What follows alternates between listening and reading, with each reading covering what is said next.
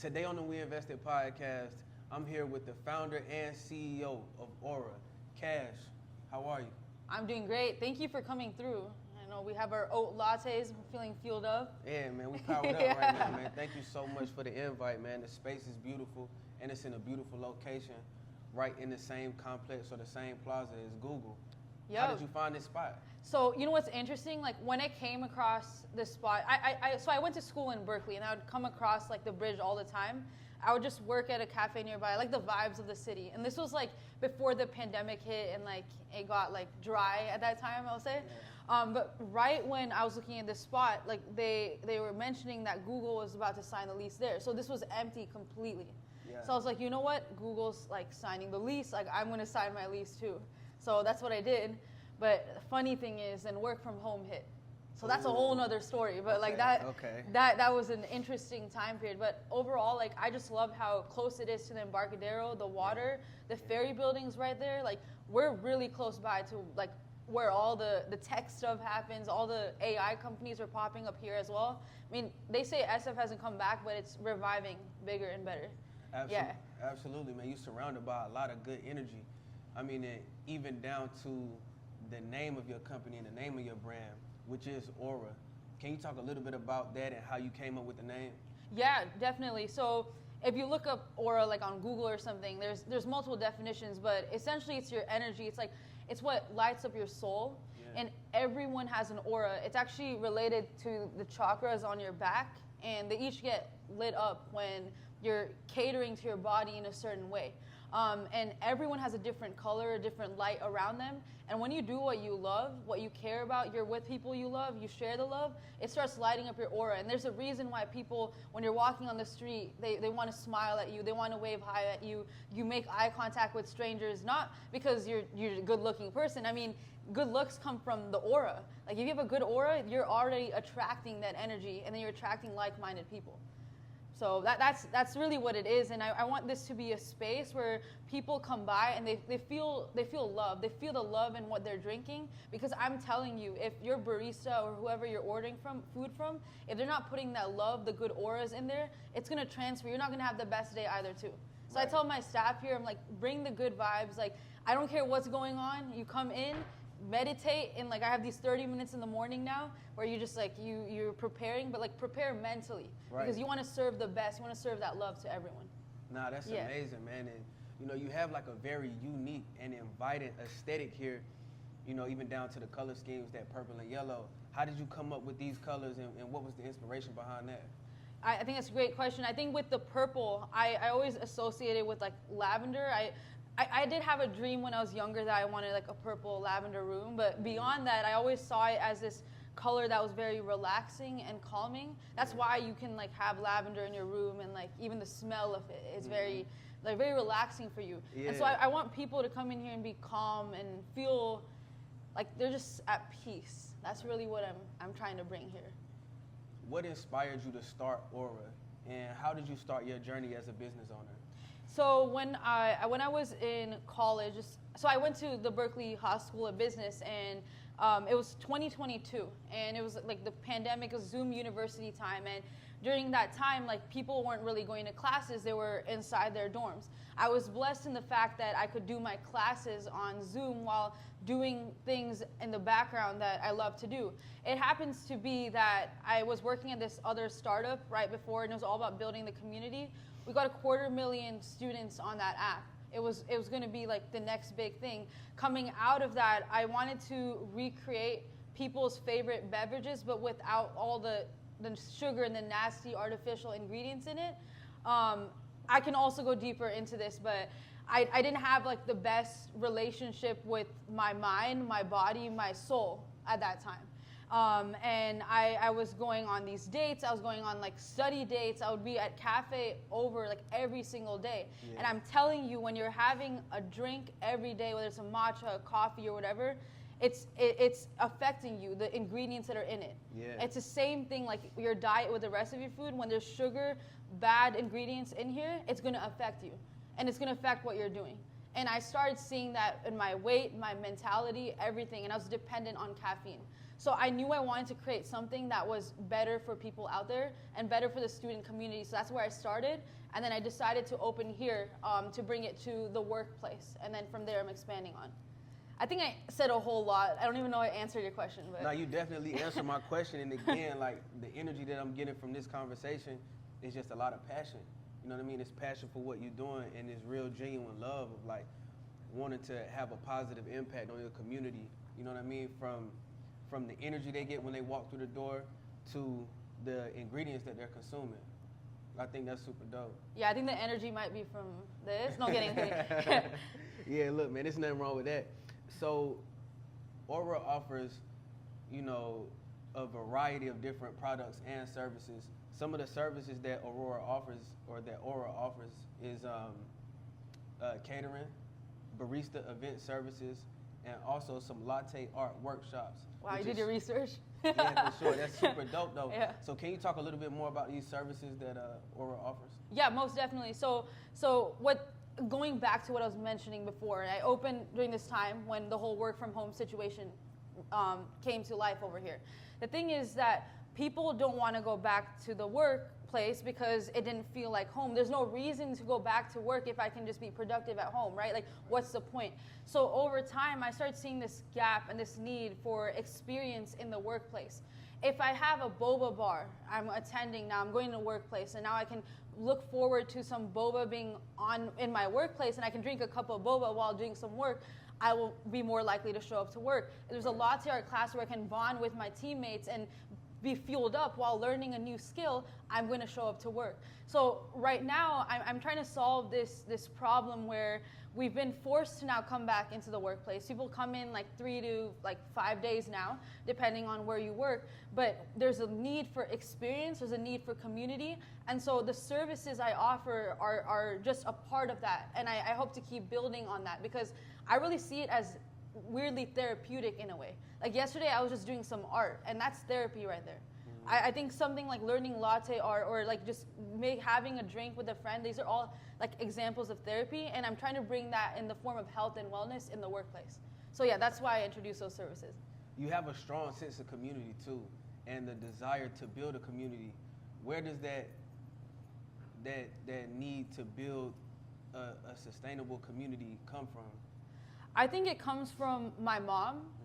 So she was like a software engineer like about 15 years ago. Typical very like South Asian like parents, or I guess Asian people in the Bay Area.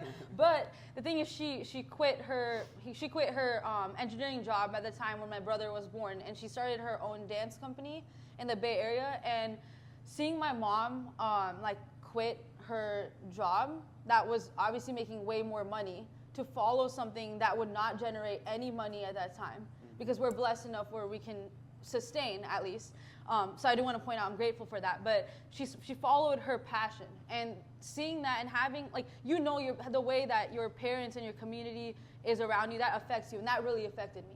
And I saw how she's been growing her community, and I think genetically or something, or like the vibes, the energy just passed over to me. And in college, when I was working for that social media app and growing that community there, I was like, this is the point of life. Like, it's not to just be alone. Like, we are social creatures. It is to socialize and learn about new perspectives. Because honestly, none of us are better than each other. None of us are even different in a way. Like, we all have our unique aura and our unique purposes in life, but we're all human and we have shared experiences. And so like, whenever we're going through something tough in life, we just need to talk to another human being, because you're not alone in your experience. So I think community is so important through not only the good times, but the hard times in life too.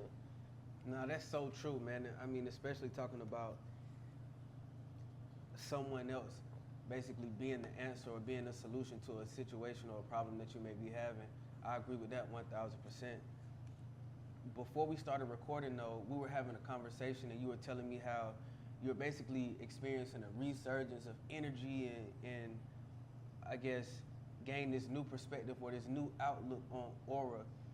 Where do you think that came from? What led to that rejuvenated spirit? I think at a certain point, I wasn't being authentic to myself. It was like, it's like weird. It's like when you're driving in the car and all of a sudden you feel awkward to talk to yourself. It's like, wait, hold up. I'm just by myself. Why can't I talk to myself? Like, why am I embarrassed of myself?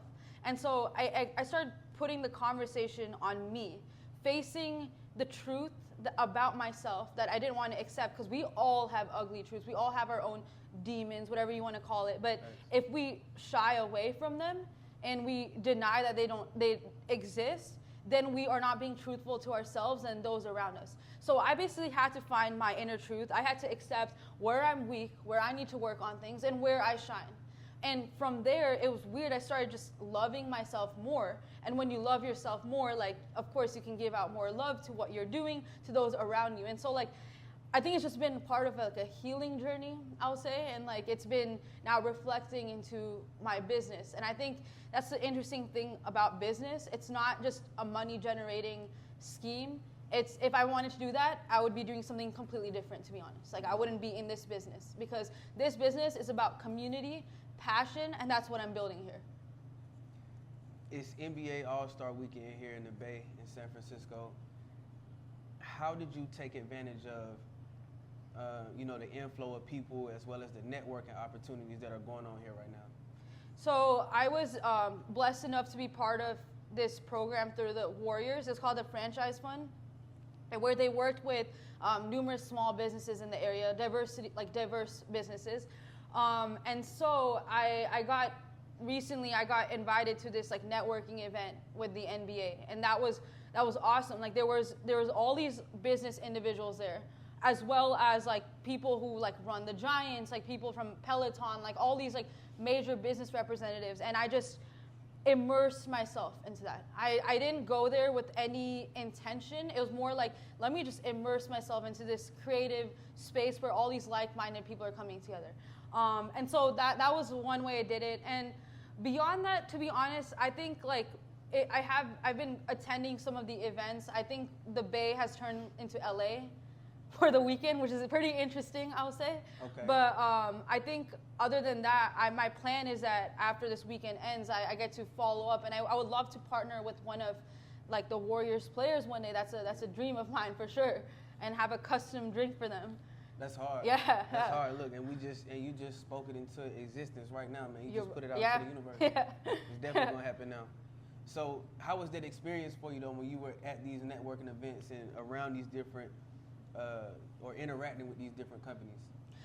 It goes back to what I said about being authentic and like being truthful, because when I was in this environment, I didn't try to push and try to sell, if that makes sense. Like, if I was in these environments, I just shared the truth. I shared the truth about what I'm doing. I tried to understand what other people are trying to do as well. And just, I think I was just planting seeds, because that's what you really have to do when you're in these events. It's not about closing the deal every time you're in like a networking event. Mm-hmm. It's really about just introducing yourself, and from there, who knows, like certain doors open, and the doors will eventually, like, you'll walk through them at some point, which is what we were talking about right before this as well, that like, if you just put the energy out there, like someone else is gonna receive it. Usually, like, if you have it with good intent, then someone good will receive it. When you have bad intent about things, that karma definitely comes back.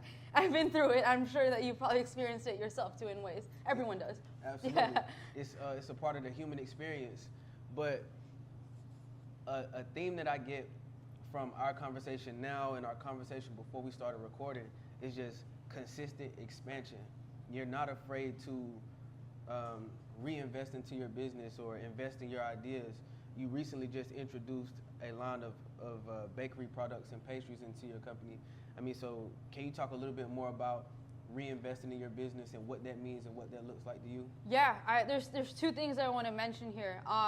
Number one, when I was in business school, something very interesting in my class, and I remember from one of these classes, was that we would sit there and they'd play these videos of different athletes.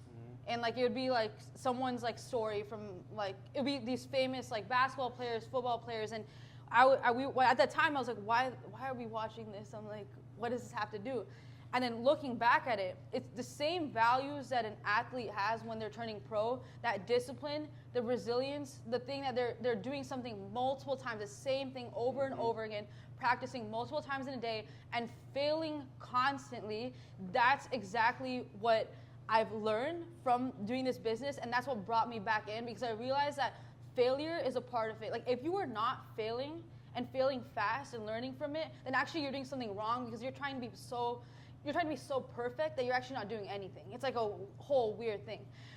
So that's one thing I wanted to point out. And then the second thing is that with this whole thing, with the releasing the pastries, we actually partnered with a local bakery, like right here near the Embarcadero. And with all of that, I wanted to bring in something that was complementary to our drinks. But beyond that, going back to the whole inner truth and everything, I was hiding away from the fact that I was Indian for so long. Like, it was something that I was weirdly ashamed of, like, when I was growing up. I feel like it was like the whole thing when you like open your lunchbox at school, people were like, I can smell the spices, or like curry, like everyone's like, oh, like it's just a bad rep that like the media had put with Indian people and like everything like that. And then coming into college and coming out of it, I was like, you know what? I'm proud of our spices. I'm proud of like who we are and our culture. And so my drink right now, my most popular drink is our saffron cardamom milk. And with that, I literally have infused spices that we use like in our daily dishes. And so moving forward, I want to bring more of my culture into Aura. That means introducing chai on the menu, lassi, like mango lassi, like introducing rose milkshakes. Like, I really want to bring India to the community here, because I feel like that's actually, we're missing an authentic representation here, to be honest. So yeah, I'm just following more of that inner truth, I will say, and not being ashamed or shying away from it. No, that's super cool, man. And when I was looking on your Instagram earlier today, I saw that you were helping some children in India and giving back and helping feed some of the kids in that community. Can you talk a little bit about that? Yes. So when I went to India just 2 weeks ago, and I actually, when you asked me why did I start like getting that passion again, now that I think about it, my healing journey definitely was like expedited, or actually may have been seeded by me going to India. Because I was back in my culture after like 5 years. And I was like, wow, like this is my community. And then when you're there, like you see things in a different light. And my uncle, he's part of the Rotary Club over there. And so they have this initiative where every day they go out and they feed like children over there. And they're planning on doing that more and more. So when I was there, I was like, let me immerse myself in this experience. And so when I did that, it's like in a weirdly selfish way, which I don't think being selfish is bad, but like in a weirdly selfish way, it felt so good. Like just sharing a piece of like your abundance. Because like we have so much already. We always want more and more. But like just sharing a piece of that with people who have like nothing, like little to nothing, just felt so good. And I was like, that was the eyes, oh my God. I was like, I need to do like more of this. And so like my whole goal is that the more abundance I get, and I know that we're all gonna get more and more abundant, because that's the kind of people we are, because we're putting energy out there and we'll get more energy. Not talking about like monetary abundance, but I want to share that more and more with people around me. So I'm really glad I just did that experience. It was only a couple days, but I want to be able to do that more. We talked about how we wanted to phrase the name of your company, and I was asking you, okay, do you want me to call it Aura Tea, Aura Coffee, Aura Tea and Coffee? How do you want to go about it? And you were like, yo, let's just call it Aura, because I'm building a brand. I'm building something that's bigger than just the drinks. The drinks are the vehicle. And I love the way you put that, but can you talk a little bit more about how you envision the brand Aura within the next 5 to 10 years? I'm so happy you brought that up, because like that was like an internal conflict I was going through for the longest time. I didn't really know what to call what I was doing, because I didn't know what I was doing. Like, it's weird. Like, it keeps going back to that, but the inner truth, it's really about that. When I discovered that my whole goal is to build community and to put that out there, and I really care about community, culture, and authenticity. I think those are like my main values. That I want it to just be Aura, because Aura is a brand, a community that I'm growing. This is my first location. My plan is to open a few more locations around the Bay Area, move to SoCal, move across the country, be in every major city, but beyond that, have a community where like-minded people like us, like we're connected and we stay connected, and there's ways that we can help each other. Because right now you're helping me, right? And in a way, maybe I'm helping you, but the more I get, I want to be able to give back to you as well. Because like you are supporting me at this point of time by giving me a platform to share my story. Because otherwise I wouldn't be able to have this conversation and put it out there, to be honest. And I think like, I'm really grateful for that. And I want that to be a part of Aura, where we're building together and we're sharing with each other. Because okay, one more thing I want to add in. Because there's this whole mentality thing when I was growing up, and I don't know if it's like an Asian thing, but it's like, hey, like if I'm succeeding, you can't succeed, and we gatekeep a lot of the stuff so that other people don't like benefit from it. And it's such a bad mentality, because just because like even if you're a competitor, it's a good thing even when your competitor is doing better. Why? Because if your competitor is doing better, they just prove the industry for you. They just prove that there's a demand for that. Now it's your turn to figure it out. Like if your competitor is not doing good, then you should be worried too. And I feel like there's this whole mentality that we can't all have a piece of the pie. The pie is massive. Mm-hmm. Yeah. What's one lesson that you wish you would have learned sooner as a business owner? Okay, so I'm going to take a principle of the failure thing. Mm-hmm.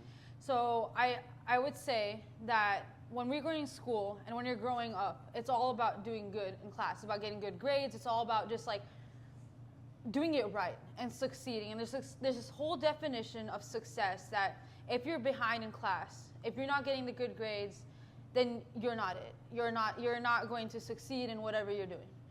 And as a business owner, it's the exact opposite. It's more like, hey, you're gonna fail. You're gonna mess up. You're gonna lose money. You're going to meet the wrong people. There's gonna be customers who are not going to like what you're doing. It's gonna happen. No one tells you that. And no one tells you that when it happens, you don't go and cry in a ball in the corner of your room and keep crying. You cry. You can go ahead and cry, but you get back up because you realize that it's a part of the process and that it's normal. And that's one thing where like I feel like as like a people-pleasing person when I was growing up, because I didn't have that relationship with myself, where I didn't put myself first a lot, when I would have these failures, I would say, where a customer leaves a bad review, or I've lost some money, and whatever it might be, and like it's difficult times for my business, which it happens. Like there's moments where you're almost going broke, and you're like, hold up, like should I keep doing what you're doing? No, actually, that's when you're supposed to keep doing what you're doing. You're supposed to turn the narrative around and learn from it, because like there's always learning. That's the whole point of it. And I feel like the advice and the lesson I would give is that, hey, like when you start a business, be ready to fail, but fail fast and like iterate, like just keep growing from it, get better, because that's the more you can fail, actually the better it is, instead of like holding off from failure. Yeah. It's my final question. I want to ask, what's your favorite beverage on the menu? My favorite one, which I mentioned earlier, is the saffron cardamom milk. Yeah. Wait. Actually, that's not my favorite. My favorite is the milk tea. Now that I think about it. Because the milk tea, I made it like a chai. So we take Assam black tea, milk, and then organic cane sugar. We boil it together just like a chai. And then we let it cool down. And then you add boba to it. And it's so good. That's actually my favorite drink. That sounds good. Look, yeah. Can we make it? Can we check it out and see what it looks like? Yeah, of course. Let's do it. So now we're about to get a behind the scenes look at our boba milk tea. That's right. It's like the most that's the espresso machine. Okay, it's the most classic drink that like everyone orders from like a boba shop. Mm-hmm. Obviously we serve like tea, coffee, and like pastries here too, but I want to show you like the most classic drink because like I was mentioning, we make it like a chai. So it's not like your typical boba shop where a lot of places also use like tea powder, like non-dairy like powder, and then they throw like high fructose corn syrup in. None of that. There's, like I mentioned, just 3 ingredients. Assam black tea, comes straight from Assam, organic cane sugar, and then dairy whole milk. That's it. Okay? That's perfect. So we have it pre-batch. We make it every morning, and then we let it cool down, so it's going to be very cold. So yeah, so it won't be. That's another thing I learned in this business is that like when you take like a drink and you put ice in it, it waters down. So I was like for the longest, I was like, how do you keep something creamy without using half and half and like all this bad stuff in it? Okay. And okay. still like make it taste good. So, anyways, these are things I've been learning over like the past year. That's the secret tip. Yeah, exactly. Let me get a cup in here. Yeah, there's all these secrets I can tell you about. Yeah. So So this is boba. We make it every like twice a day, okay? And we cook it from scratch. Also sweeten it from scratch. So fun fact about this, like not fun fact, but it came from Taiwan. But usually like places also like a lot of places don't make it fresh. So that's one thing I take pride into. Like we're really controlled about like what you're. You look kind of scared. Have you had boba before? I had boba one time. One time? One time. Okay, all right. But I'm excited though. I won't put like a crazy amount if you don't want that. Okay.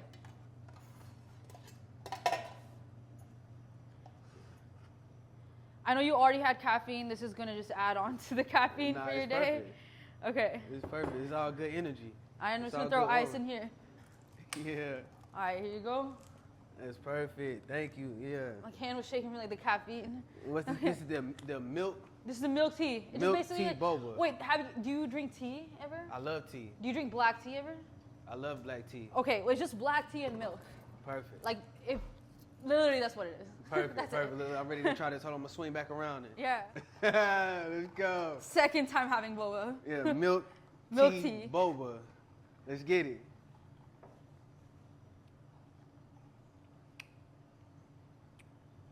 Oh, that's a hit. Oh yeah, this it right here, bro. This is the one. This is the one and not the two.